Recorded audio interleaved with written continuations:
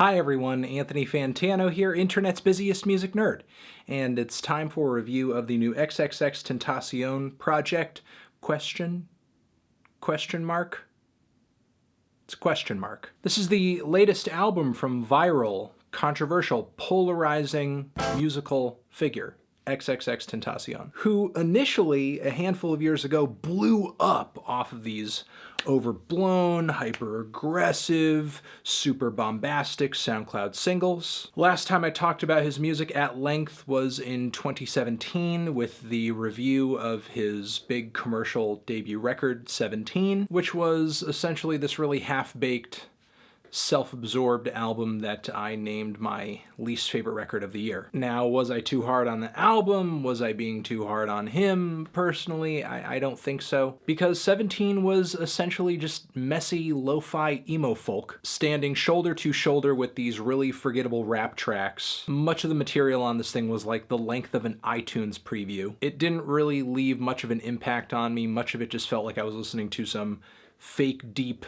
tortured soul thing. Also, let's not forget to mention that this album was essentially a huge turn away from the sound that kind of brought X to prominence in the first place. Granted, in his early singles and loose odds and ends tracks, he covers a lot of stylistic bases, but honestly, I don't really think anybody saw what he was about to do on 17 coming. And on top of thinking his first foray into commercially released music was really underwhelming and super mediocre, I think I, like any other reasonable person out there, have a right to be concerned about the various allegations and controversies surrounding him. So I guess the question remains that since X still has a lot of fans, a lot of validity in the music industry, and he still continues to receive cosign after cosign after cosign after cosign, what does he have to offer on another full-length album? While this record does certainly deliver more than 17 did, I would say it's even more of a mixed bag. X covers more stylistic bases across the length of this record, for better or for worse,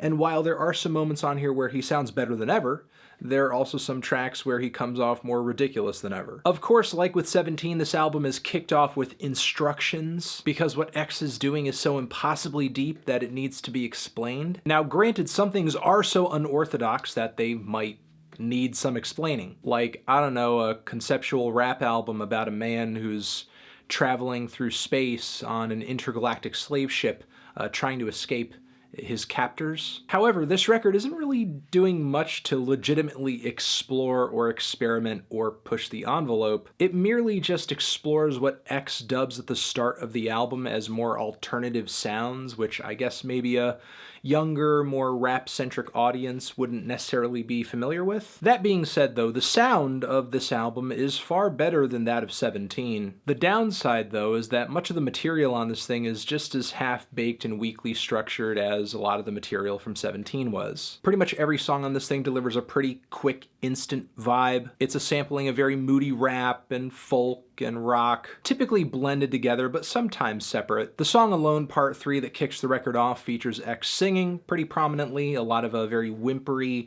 nasally lead vocals. He's just crying out over these acoustic guitar arpeggios. It features a very eerie atmosphere and hits a kind of cool emotional peak at one point, but the thing really fails to leave an impression at 1 minute and 49 seconds. I mean, it's like a sad folk song with a big gargantuan beat behind it. It's not a banger. Meanwhile, the lyrics on this track are about as melodramatic as like an Evanescence song.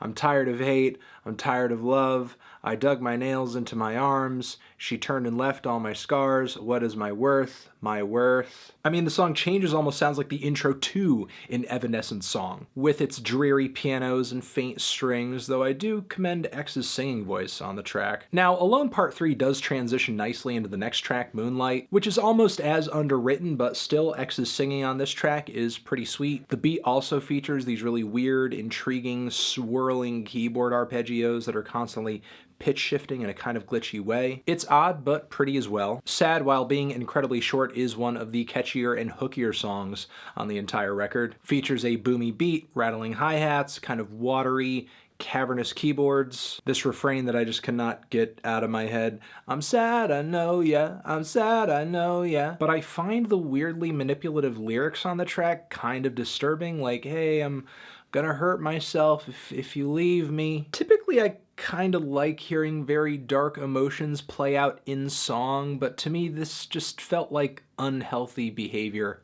with a poppy veneer. The song Remedy for a Broken Heart just kind of sounds like Speedy rapping over some very sad, slow acoustic guitar samples and what sounds like a drunk Bon Iver moaning out in like a closet. I mean, it's listenable, but is it blowing my mind? Is it making me sad? Not really. Floor 555 takes it into a totally different direction, with X spitting very quickly, very aggressively over this boomy cloud rap instrumental. It's very distorted, very bassy. Suddenly he goes into this screamed delivery where he sounds kind of like an angry, constipated Eminem. But I guess it sounds like he's really exercising some anger here. The song Numb might be a mere extension of an instrumental and kind of a chorus, a single chord progression, but it's actually one of the more solid cuts on here. Just kind of progressively layering on more vocals and more guitar leads as the song goes on, sounds more and more epic and luscious. Though the song again does sound kind of out of place because it feels like an extended interlude among all of these songs that don't really feel all that fleshed out. Now, the track Infinity is like an East Coast hardcore hip-hop track, kind of boom-bappy, kind of jazz rappy. Featuring Joey Badass, I can't really deny their artistic chemistry on this track. It's probably the only saving grace of the song, though I can't really understand Joey's attraction to collaborating so frequently with X outside of, I don't know, one artist kind of bringing relevancy and viral popularity while the other has more artistic legitimacy. The song is passable, it sounds decent, but there is a head-scratching intro on this song. Like any hardcore hip-hop throwback from the 90s, it kind of starts off with the MCs on the track just talking shit, sounding hard, but they're literally talking about catching chlamydia and gonorrhea and about how that's like G shit and how Joey's going to catch all the diseases in the world so the world doesn't have any more diseases.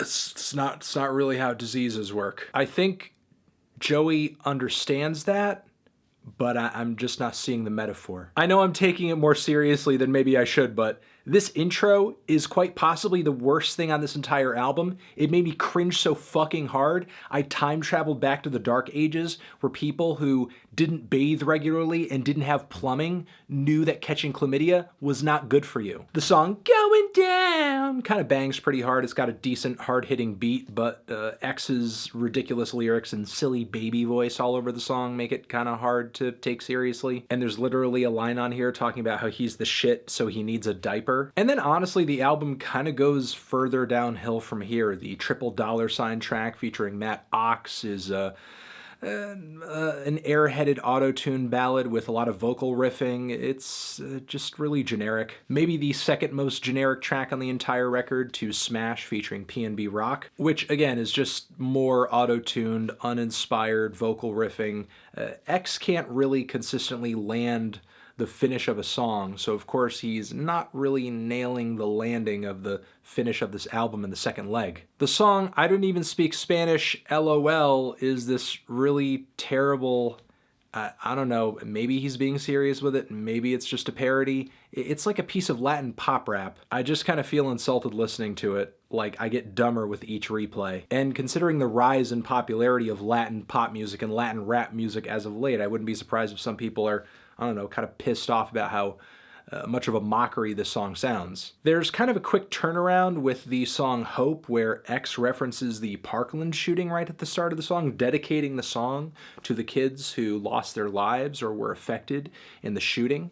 However, it just kind of seems like an offhanded reference to that tragedy, as the rest of the song doesn't really seem to dive deeply into that topic or anything related to it. I mean, at the end of the day, I guess it's a nice thought, but this song sounds just as rushed as nearly every other track on this record. The song Schizophrenia, though, is actually one of my favorites here, one of the better conceptual tracks on the record, and a pretty hard-hitting punk rock instrumental on it. I love the various phases of the song, and I like how the track is essentially all about fighting off the difficulties and the challenges of living with mental illness. It's a pretty commendable point on the album, but the only other track that kind of goes into this direction stylistically is maybe that song with Travis Barker, which is kind of like a really angry, indignant, badly mixed emo rock song. Definitely not a high point on the album for me. And when I say Travis Barker, I mean, yes, that Travis Barker of Blink-182 playing drums on the track. So yeah, you have elements of trap on here, cloud rap, punk rock, emo, folk. Again, I can't really knock X's versatility. And the mix on this thing is definitely better than what he's done in the past. The singing is definitely better than what he's done in the past. Seems like maybe he's trying a little bit more lyrically, but that doesn't really change the fact that this album is pretty much a mixed bag with way more misses than hits. And those are pretty much my thoughts on this album and on this album only. Now, as far as X as a person, I don't know the guy personally. Everything I've read about him up until this point is still a concern for me, even though I've seen as of late he's been making some attempts at softening his image, doing charity work, etc., etc. I have no issue acknowledging when somebody who's problematic or somebody who is controversial has made a compelling piece of art. There are a few tracks on this thing that I actually think are pretty good, pretty decent, but most of this album is just a crapshoot, which is why I feel a strong 3 to a light 4 on it. Transition. Have you given this X album a listen? Did you love it? Did you hate it? What would you rate it? You're the best. You're the best. What should I review next? Hit the like if you like. Please subscribe, and please don't get mad just because I didn't like it. I'm not going to like everything. I'm not going to like everything that you like. You're not going to like everything I like. But, you know, if you actually have like an issue with something that I said in the review, then just comment on that. Okay? Over here next to my head is another review. You can check out that and the link to subscribe to the channel. Anthony Fantano forever.